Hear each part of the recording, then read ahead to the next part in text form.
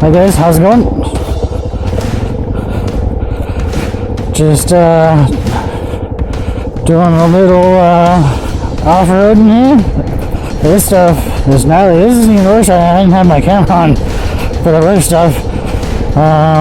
It was just all rock. Thick, loose. We already had 2 drops. I dropped my bike.